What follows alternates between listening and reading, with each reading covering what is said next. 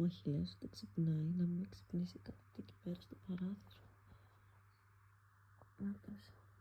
Αχιλλέα. Ναι. Έλα. Έλα. Πού είσαι?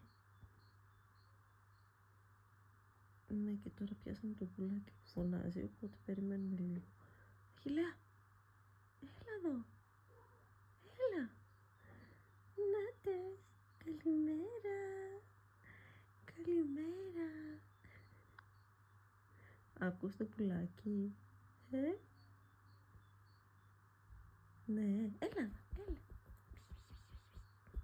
Θες? Έλα. Πού είναι τα αγόρι μου? Έλα.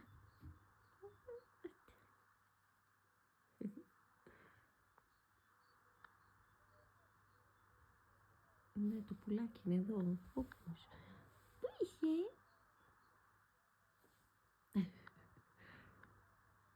Αχιλλέα, ωραία στο πουλάκι.